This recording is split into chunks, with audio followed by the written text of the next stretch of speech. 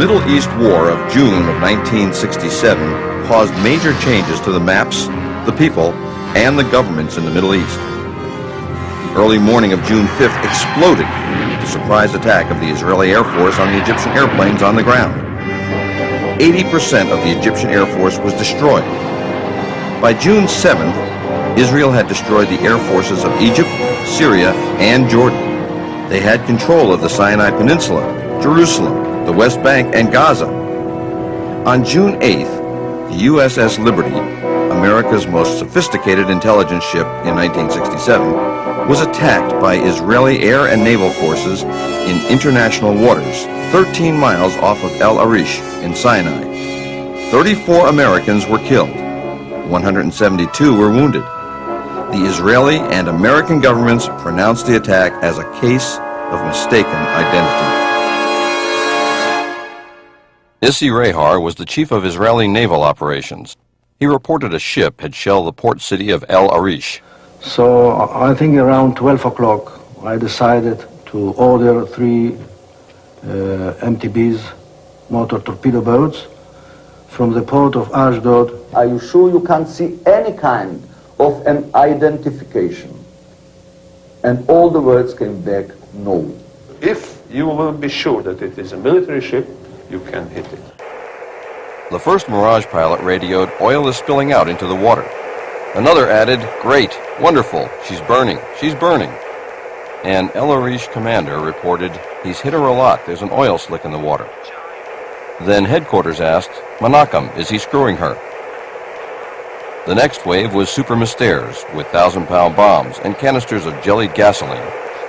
Someone in Southern Command called, "He's going down low with napalm all the time." The flight leader noted, "It would be a blessing if we could have iron bombs. Otherwise, our Navy's going to get here and do the sinking." A pilot interrupted, "Pay attention. The ship's markings are Charlie, Tango, Romeo 5. There's no flag on her." And headquarters ordered, "Leave her." The time now is 14:12, and he says, "I see CTR-5. And the minute we hear that, the Air Force stops all operations and says, "All our aircraft, all our attack aircraft, please stop." I must say that at that point in time, in my mind, it was an American ship. But that opinion was not shared by the commander of the torpedo boat squadron. He believed it to be a small Egyptian freighter, the El Qasir. We told him there are some doubts about identification. These doubts, incredibly, did not reach the commanding officer who ordered the torpedoes launched. That the order did not reach the commanding officer on the bridge where you launched the torpedoes. At about a range of 1,000 yards, or a little bit more than 1,000 yards, I ordered to prepare the torpedoes and ordered that all commanders will take the action of firing torpedoes. This is the story of the attack on the Liberty, told by Israeli and U.S. government sources. Now, we are going to show you what really happened. The survivors of the 294-man crew of the USS Liberty will tell you their story.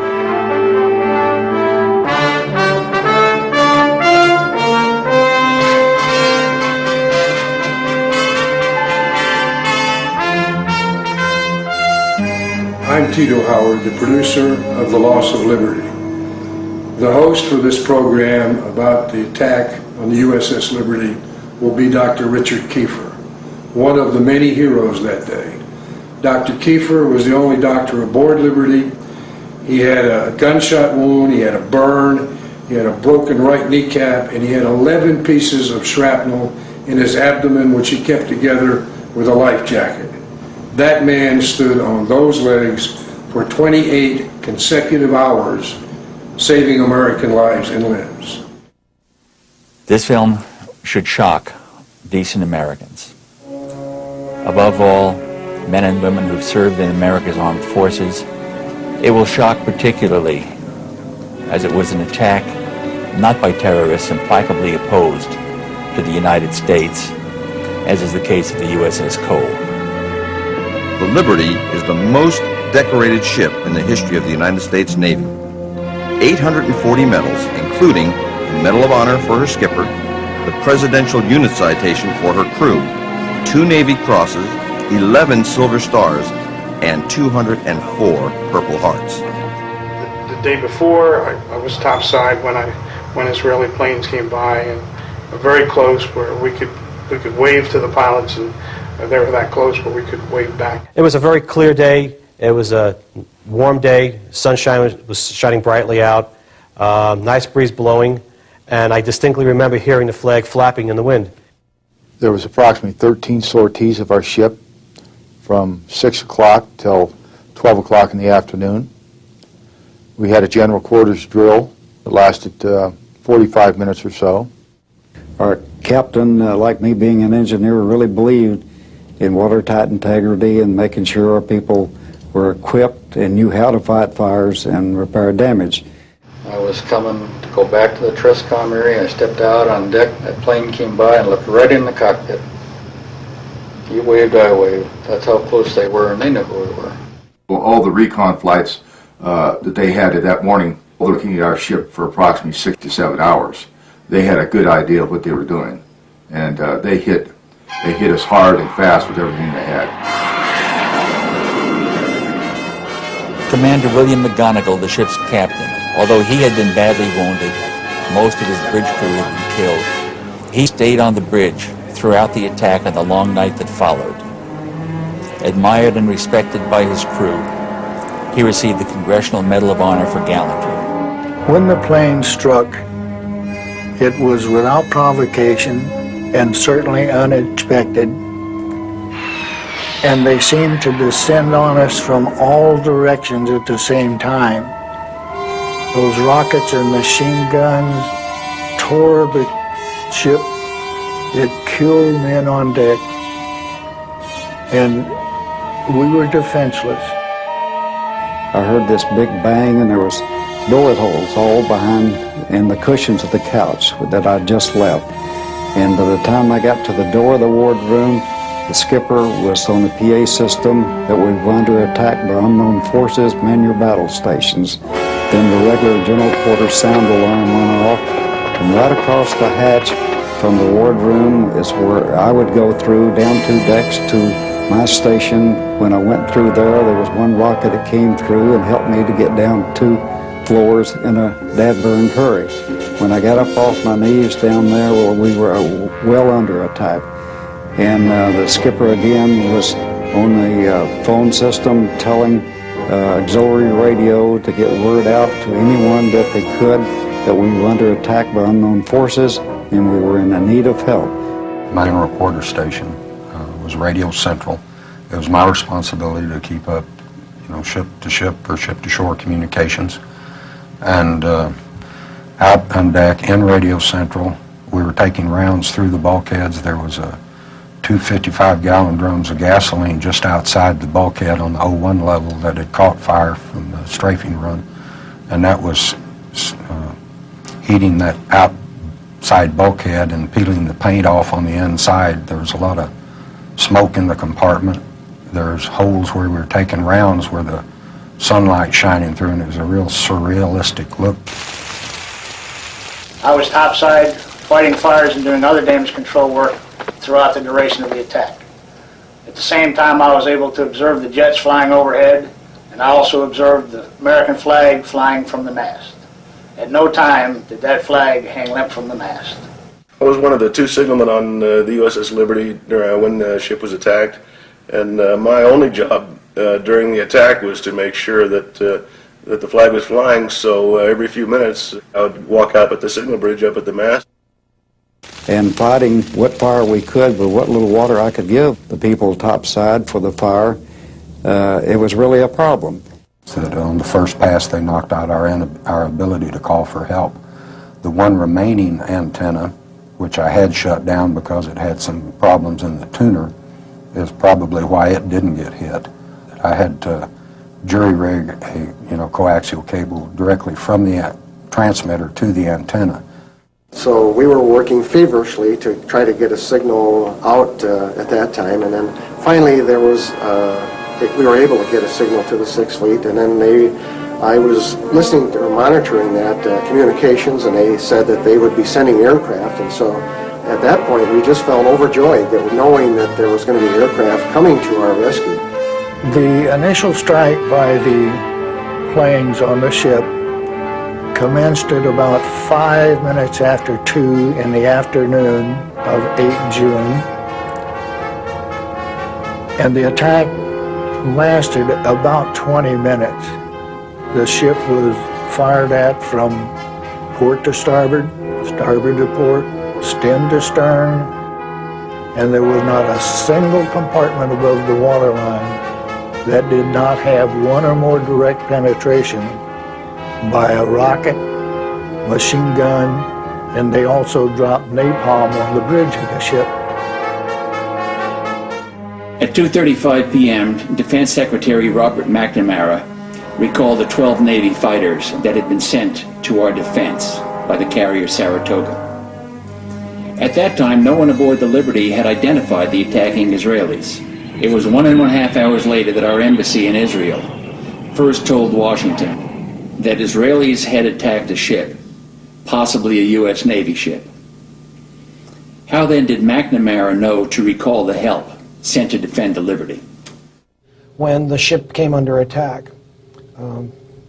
Now hear this, General Quarters, this is no drill. The ship is under attack by unidentified aircraft. And there were pings. We heard a lot of pinging, which were bullets running across the deck, and then we heard explosions. We didn't know what was going on, but of course General Quarters had sounded, so we battened down the hatches, and we started doing what we were trained to do. We were under attack. We could hear these shells hitting the ship. The whole ship would ring. It was like you were on the inside of a huge bell and someone beating on it with a sledgehammer. The aircraft take pictures as they fire their guns.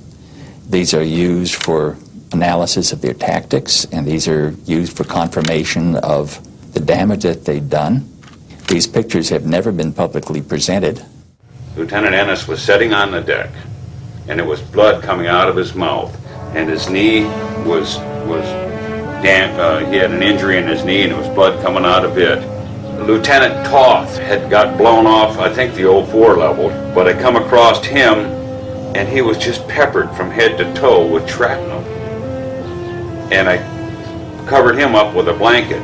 My brother, he was sent to on the bridge of the ship to find out what was who the planes were, where they came from. They had no markings. That's against the Geneva Rules of War right there. He received a Silver Star for his efforts. He was cut down by the planes. The captain, initially after the attack, sustaining shrapnel wounds in his knee, and somebody put a tourniquet around his leg, and I got coffee. I think about 5 cups of coffee went down the captain to keep him going. It was impressive because with all the blood loss and everything, he was going all night long. A short time after the air attack had been completed, the 3 torpedo boats approached us from our starboard quarter at high speed and in an apparent torpedo launch attitude. The 3 Israeli torpedo boats fired 6 torpedoes at the Liberty. Because of Captain McGonagall's handling of the ship, 5 missed. Intelligence base was destroyed. 25 American sailors died almost instantly. This hole in the side was in excess of 40 feet in diameter. You could put your whole house in that hole. And we were right in the middle of it. We couldn't believe what we saw. You couldn't walk around that part of the deck without stepping on a piece of someone. In fact, Phil Turney and myself had found a shoe with a foot still in it. I do remember the alarm for standby to abandon ship. Don't leave your station yet. They were preparing to, and then that was called off because apparently the life rafts had been shot up. So there was, if you went in the water, you were on your own, and the list on the ship was considerable. You could tell it looked like at first we were going to maybe roll over. The lights went out and the ship rolled over, and I figured, well, it's the end. The torpedo had hit the side of the ship of the room I just stepped out of, killed every man in my division that was in there. This fellow first class that I mentioned, he was on the phone at the time just outside the door. It took off the back of his head. It broke my lower left leg, both bones, collapsed my lung, broke ribs, fractured my skull, blew out my eardrums. We took the guy down below, and I don't know how many runs I made up and down, carrying wounded. I saw all the bodies laying there on the tables where Dr. Kiefer had been working on. I was told that he was in the officers' wardroom operating on more people. 34 were killed, another 172 were wounded. The care of these people was done by myself with the assistance of 2 corpsmen. The corpsmen did many things of minor surgery, and I just had so much to do keeping people together, keeping their limbs attached to their body. We were in international waters. It was a beautiful day. You couldn't mistake us, and our flag was flying, for crying out loud. They were there to kill us, and it just didn't register that here they were Israeli people, and they were going to try to kill us. It was just a very, very appalling situation.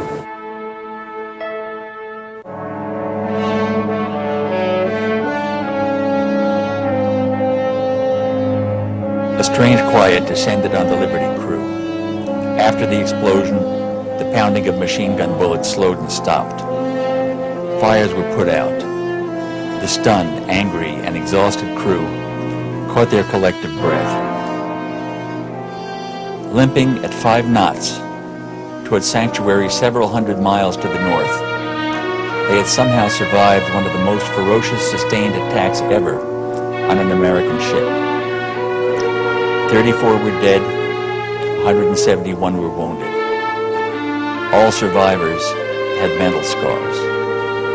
There is not one single life raft. The wounded are treated. Sailors remember that they were promised help. They expected that help. That help, in the form of phantom jets from the USS Saratoga, was on its way. It never arrived. It would be the next morning, 17 hours after the attack began, before they would see an American face. Finally, the USS Davis, and later the USS Massey, came alongside the Liberty. Many of their sailors wept as they boarded the Liberty, saw open decks stained with American blood, and parts of American bodies on the deck. Helicopters from the USS America arrived several hours later to medevac the most seriously wounded Liberty sailors back to that carrier. The air attack by 2 squadrons of Israeli aircraft, French-built Mirage 3s and Super Mystères, 821 rocket and cannon holes were found in the Liberty. Canisters of napalm had torched the ship. After the ferocious air attack, Liberty was pounded by 3 Israeli torpedo boats. One of their 6 torpedoes struck the Liberty, left a gaping hole at the waterline. There were thousands of holes from armor-piercing machine gun bullets. They sank life rafts, shot at firefighters and stretcher bearers, at the bridge and into the engine room. Dr. Kiefer and his pharmacist mates performed in heroic fashion, as did all of the crew. About the same time, Israeli land and air forces attacked the Golan Heights in a well-planned and executed strike. The attack, the recall, the jamming, the pounding, the torpedoes. Somehow the Liberty survived.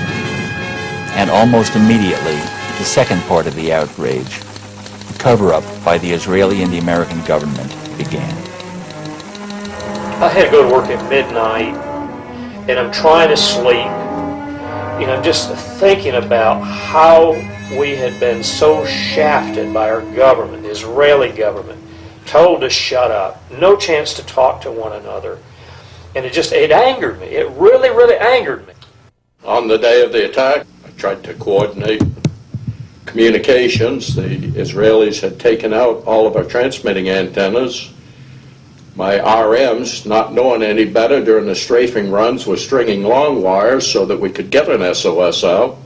And thanks to them, the ones that survived, we did get an SOS out to the USS America. Without George Golden, the ship would have sunk. Had it sunk, I assume when debris washed ashore the next day, it would have been blamed on Egypt. There were many, many miracles that day. I shouldn't be here. After watertight integrity had been established and the hatch had been sealed, they reopened it as I floated by. Bud Schnell went down and pulled me out. I'm not supposed to be here. None of us should be alive today.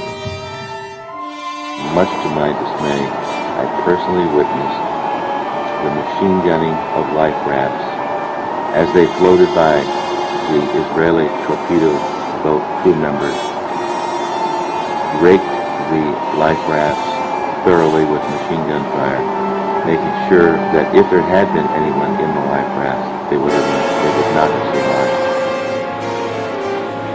After the Israeli torpedo blew a huge hole in the Liberty, the last 3 life rafts were put over the side. Israeli torpedo boats sank 2 of those rafts, took the 3rd aboard. We were left with no rafts, nothing that could float. Shooting life rafts on a ship in distress is a war crime. Worst of all is what our government is doing to cover all this whole thing up. When I heard that Johnson, in the heat of the battle, was telling the Admiral Geis of the 6th Fleet that he didn't give a damn if every man drowned and the ship sinks. He said, I don't give a damn if every man drowns and the ship sinks. I don't want to embarrass our allies. That made me sort of wonder, with unmarked planes, how did he know it was our allies?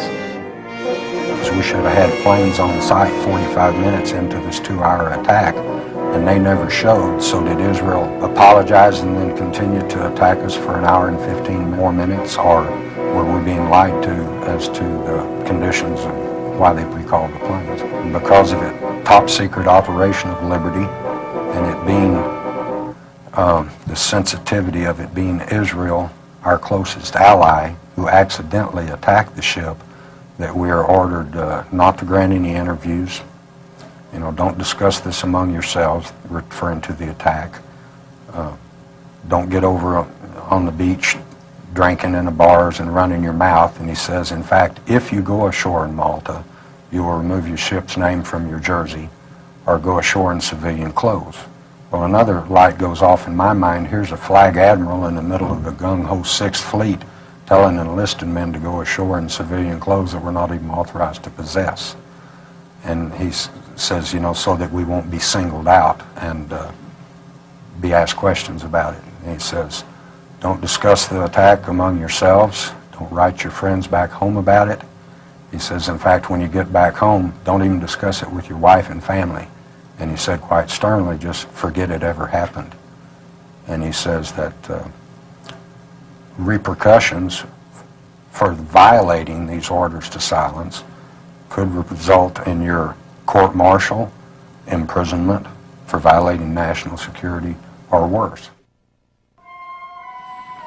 I noticed a very large helicopter with Israeli markings hovering very close to us.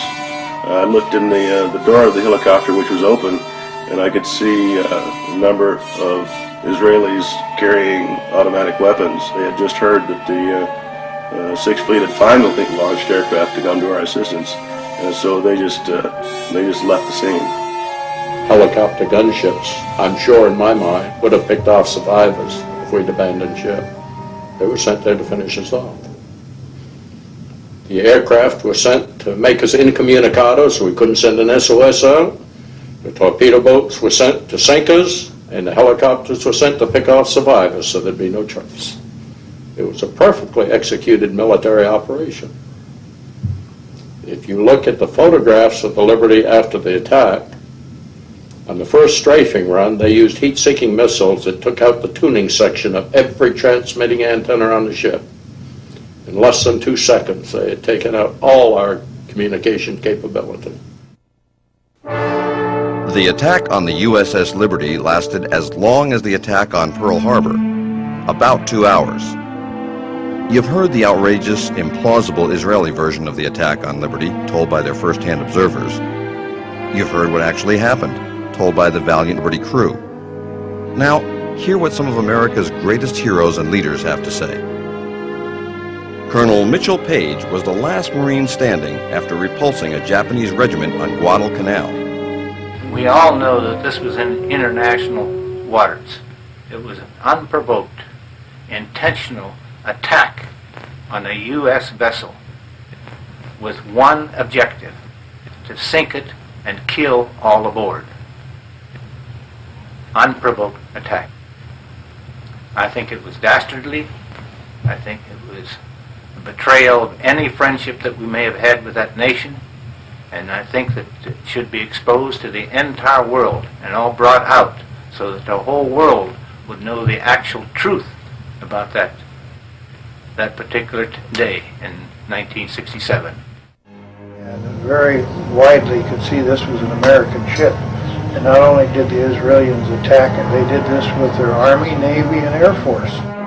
Though badly wounded, Navy Master Chief Bob Bush held off a Japanese advance while saving his commanding officer's life. You know, it's impossible for me to figure out why maybe I would sit here and attack you when we're friends. I mean, they're getting our money to buy those French airplanes, and then they turn around and attack our ship when they can see that it's our ship. It's absolutely uncalled for. Army Colonel Lou Millett led the last bayonet charge against vastly superior Chinese forces in Korea. I was in World War II. I studied all the different types of aircraft so that when I shot at a plane, I made sure I was shooting at the enemy and not ours. They know what those ships look like, and if they don't, I can't conceive that they don't know. I do know this. It was a criminal act. It was an act of war. It's as bad as Vietnam, allowing people who would try to save people from tyranny to die for nothing. Admiral Thomas Moorer is the longest-serving active four-star admiral in American history.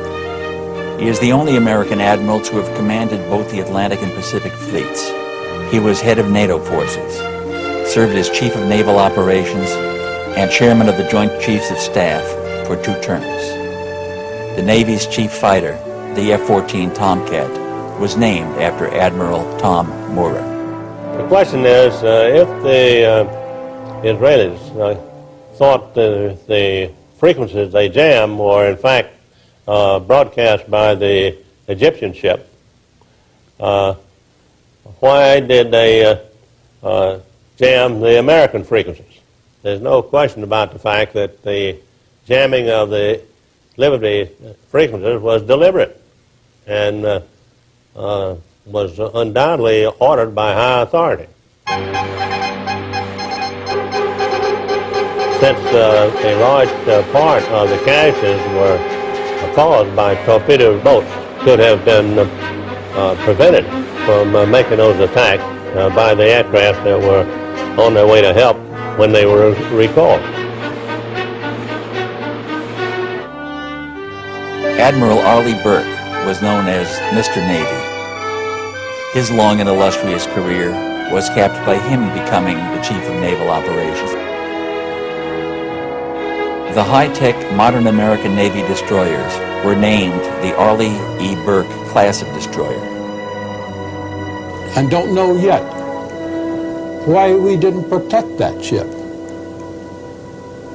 I don't know why the Israelis would take such terrific chances.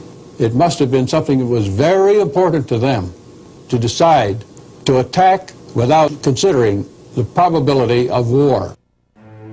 Recuperating from serious throat surgery, the Saratoga skipper, Joe Tully, spoke about the launch and recall of protective aircraft. I had launch ready at that time 12 aircraft, conventionally armed, and I immediately launched them. And to my surprise, the America did not launch. About the same time, a message came from Rear Admiral Larry Geis, who was the Carrier Division commander, and who was not the officer in tactical command, but who was senior to me, who had somehow been given tactical command or assumed it, ordering the strike aircraft to return to Saratoga. And it was the first time that the hot line, the red line between Washington and Moscow, had been activated. And the message from the United States to Chairman Kosygin at the time was, advise General Nasser that the American planes are going to be launched to determine what the status of the Liberty was. I have spent a large part of my life flying over the oceans and identifying ships. And this ship was perhaps the easiest ship to identify that was listed in the United States Navy. Equipped with antenna from bow to stern, pointing in every direction. It reminds one of a large, vigorous lobster. And a look that made it extremely easy to recognize. And so I will never buy the idea that the pilots thought this was some other ship. And it appeared from the ferocity of the attack that the intent of the attackers was to sink the ship. Maybe they hoped to have no survivors so that they would not be held accountable for the attack after it occurred. We didn't know who was attacking us.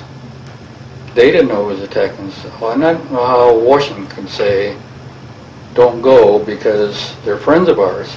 So that's the thing that's always bothered me right there. I never myself accepted the Israeli purported explanation. Accidents don't occur through repeated attacks by surface vessels and by aircraft. It obviously was a decision taken pretty high up on the Israeli side because it involved combined forces. The ship was flying an American flag. Even if it had been unidentified from an Israeli point of view, it was a reckless thing for them to do. Suppose it had been a Soviet ship. In fact, it produced very large problems indeed. George Ball, the brilliant and courageous Undersecretary of State at the time of the '67 war, wrote about the attack on the Liberty subsequently.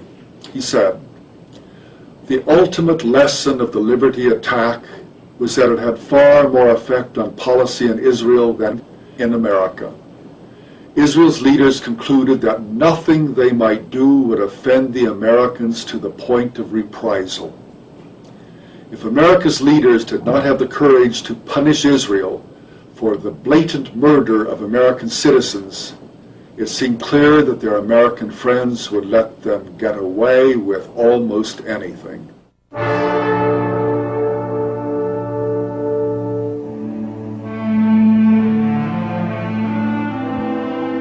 The fleet tug Papago would be our escort into Malta.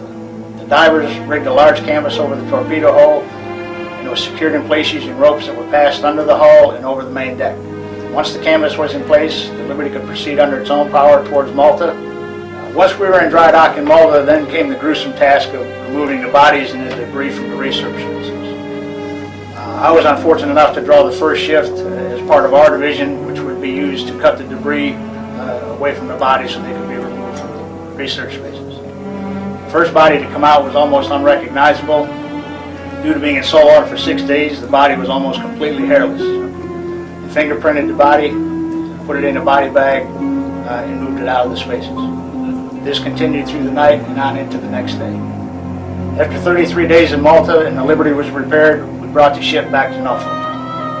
Now it was over. The Liberty was home. Over. It will never be over until the truth is known. The cover-up began with the report of the casualties. The first word that we had out was before the torpedo attack that we had 9 dead and 75 wounded. This has been the number that has almost invariably appeared in the newspapers as an attempt to minimize the nature of the attack, the ferocity of the attack, and the unjustifiable nature of the attack. there was no press campaign to cover this in its entirety for the benefit of the American people. As a matter of fact, in many cases, the press supported the Israeli contention. Future Judge Advocate General of the Navy, Rear Admiral Merlin Starring, was given less than 24 hours to review the 600-page Court of Inquiry report. In the course of my career as a Navy lawyer, I have been called upon to review and take actions upon hundreds of investigations of various degrees of importance and volume.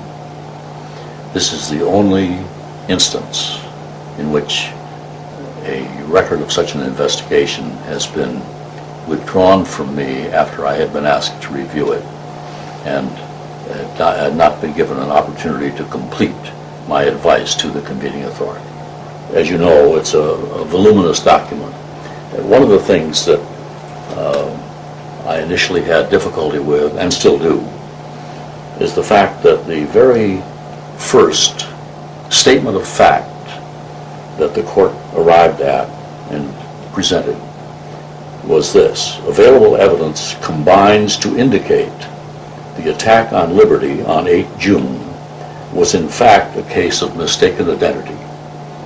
Now, that is the sort of thing in this record that I found great difficulty in supporting from the evidence that was included.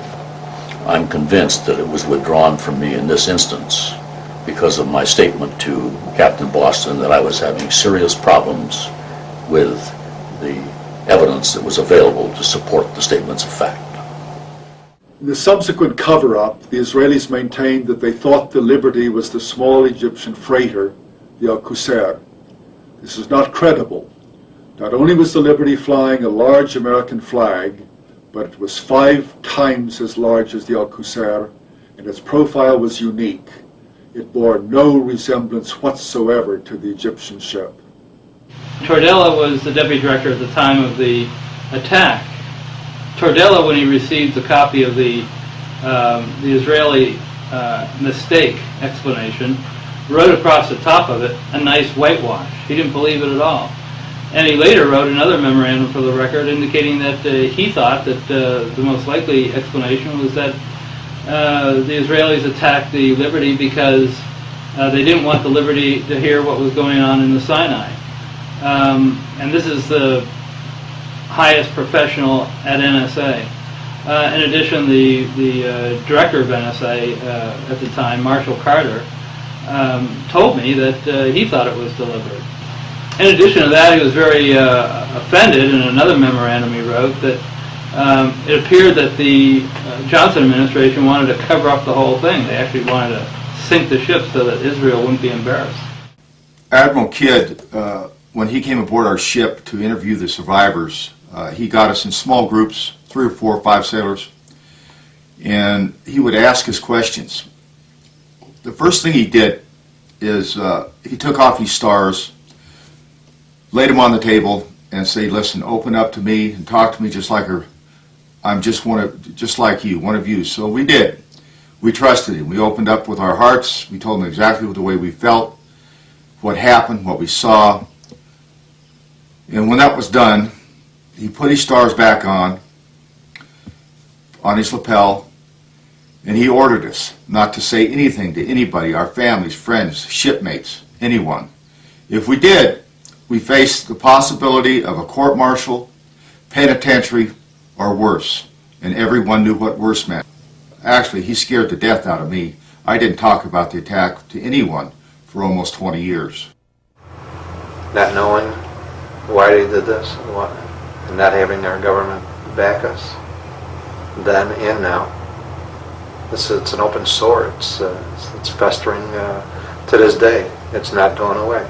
I think it's important that we do have an investigation. I would never give up on that until I'm too old to come to these things. It needs to be done. Pete Bucher from the Pueblo said he wouldn't even have gone if he could have known what really happened to us. All he knew was some piddly little thing he heard about on the news.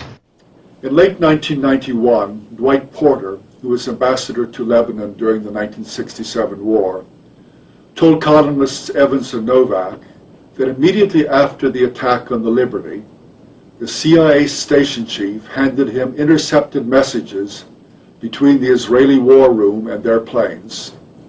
The pilots were given orders to attack the ship, and they replied immediately that it was an American ship. The Israeli headquarters responded, "You have your orders, attack the ship." The pilots tried once again, "But it's an American ship. We can see its flag." And headquarters insisted, "You have your orders, attack it." And attack it they did, and the consequences are well known. But one of the things I found out was that had never been discovered before was the fact that at the time the Liberty was attacked, the NSA also had an eavesdropping plane flying high above the scene of the action. It was an EC-121, and during the entire course of the war, the U.S. had eavesdropping planes going over the area, collecting signals, eavesdropping on what was going on below. And this plane was flying right over the scene of the attack. And I talked to two of the crew members of the plane, and both of them agreed that what they heard were comments from both the pilots and the torpedo boat personnel mentioning the U.S. flag. Now that flies in the face of what the Israeli explanation says. The Israeli explanation says nobody on either the planes or the ships ever saw a U.S. flag. Evans and Novak got further confirmation of the Israeli attack from an American-born Israeli major, Seth Mintz, who was in the Israeli war room at the time of the attack. He told the reporters, quote, "Everyone felt that it was an American ship and that it was the Liberty. There were comments about the markings, about the flag. Everybody in the room was convinced it was an American ship," unquote. Mintz told Evans and Novak that the Israelis were guilty of an outrage. True. But the American suppression of the truth was an equal outrage. Well, at the time, the Liberty was off the coast of the Sinai, off the coast of where El Arish was on the Sinai Peninsula. According to Israeli military historians who wrote reports of it at the time, and other eyewitnesses, the Israeli military was killing prisoners, Egyptian prisoners, committing war crimes, desperate acts of war crimes in order to, so they wouldn't have to transport the prisoners because they had no place to put the prisoners. They decided to take the most expedient method and just kill them. If the planes dispatched by the Saratoga had continued to the rescue, the Israelis would have been driven off. But Washington took the Israelis at their word. They said they had recognized their error and they apologized. And the attack had already stopped, they said, but they were lying. The attack continued for another hour and 20 minutes, during which 25 more American sailors died and 110 more were wounded. All would have been spared if the American planes sent to help them had not been recalled by Washington. The point was, the attack did take place. There were a lot of reasons that the Israelis would have wanted to hide things from the U.S., and that's why there is a need for an investigation.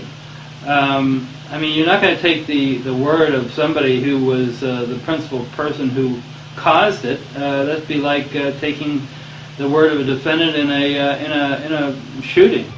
Every one of the 1,000-odd clashes between Syria and Israel between 1948 and 1967 was examined by the UN Truth Supervisory Commission, which found out that only a very, very few had been caused by the Syrians. A few dozen of the clashes were ambiguous, and all of the rest were caused by Israel. Well, there were many officers in many nations, and they all reported the same thing. Could they all have been lying? Still, we no longer have to rely only on the UN documentation. Moshe Dayan, who commanded the Israeli forces in 1967 and had given the order to occupy the Golan, gave an interview to an Israeli journalist in 1976. The interview was kept secret until April 1999, 1997, when it was published in an Israeli newspaper. It's been authenticated by Israeli historians, and General Dayan's daughter, Yael, a member of the Knesset, insisted that it be published. Why did he give the order to invade? Essentially, it was because of pressure from the would-be settlers in the Golan, who convinced Levi Eshkol, the Israeli prime minister, to occupy the heights and the fertile lands beyond. And when asked if that were all there was to it, Dayan replied, "I can tell you with absolute confidence that they were not thinking about security. They were thinking about the heights land. I saw them. I spoke with them. They didn't even try to hide their greed for that land." The best one is the one where they wanted the Golan Heights. And Johnson said, "That's enough, that's enough." And they needed another day to get the Golan Heights, which they still have, which I didn't think you were supposed to do, take land from another country and keep it. If we could get the truth of the liberty out, that it would change history, I think, in this country. I cannot, absolutely can't see why our American newspapers and TV people have helped to cover this up, but not covering some of our stories. The Navy Board of Inquiry would not admit testimony about the jamming, the recall, the unmarked planes, the shooting of life rafts, and other material that we tried to present. They asked questions. We were allowed to answer those questions. Period. They put me into a ward with 12 to 13 other patients, and within 30 minutes they removed me from that ward and put me into a single room.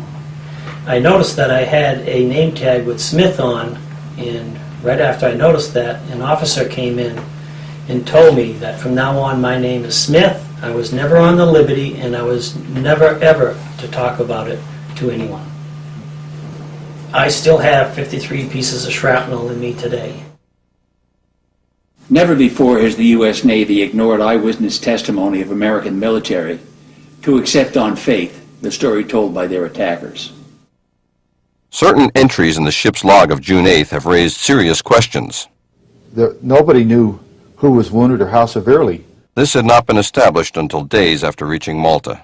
The log also minimized the duration of the attack by over an hour and a half, conveniently fitting the Israeli version. It then documented the number of wounded not as the actual 172, but at the widely published media figure of 75. It should be a congressional committee, both Senate and House, to examine all the data available. And it's getting late to do this because, like McGonigal, God bless his soul, is gone. I know that Bill was on board the USS Liberty, and the ship was off the coast at Gaza Strip, as I recall, and yet our government put it in writing in the United States Senate book of Congressional Medal of Honor recipients that he received his medal for action in Vietnam. Now, to me, that is one of the worst cover-ups in American history. How low can our government go? And it's something that I'd like to see totally investigated and a closure of this issue, because I think President Johnson was the villain on it. I think he recalled the people that were to defend this ship. I have never accepted the Israeli explanation, and so far as I am concerned, the affair of the USS Liberty remains a scar on the relations between Israel and the United States. Things like this don't happen. Things are caused to happen. There must be some reason why more is not known. There must be some reason why we didn't react more deliberately, more directly, more positively, as we have reacted many times in our history before and since. As a Marine, I'm proud to say that 3 members of the Liberty crew were Marines. 2 of them died that day, but Bryce Lockwood was decorated for saving sailors' lives. And Bill McGonigal, the skipper of the Liberty, was awarded the Medal of Honor for action above and beyond the call of duty. And I firmly believe, after review of the documentation of this film, that an in-depth, honest investigation, inquiry into what really happened that day is owed to the members of the crew, their family, and all Americans. We need to take some very serious efforts to bring out the full story. And on that basis, I would certainly recommend that we pursue this with diligence. We go to the Congress and urge them to conduct a formal, complete investigation to get the full story about the loss of our great ship, the Liberty. In case of the Liberty, this is the first time, to my knowledge, where a United States warship has been attacked without warning, and no action whatever was taken to investigate this situation on the part of the Congress. I have urged this over and over again, and I still think that the attack on the Liberty warrants a full-fledged investigation by the Congress of the United States. Those murdered that day must not have died in vain. The plea for justice by the Navy's most decorated crew should forever haunt us. Americans must never forget this second day of infamy and our own unbalanced foreign policy in the Middle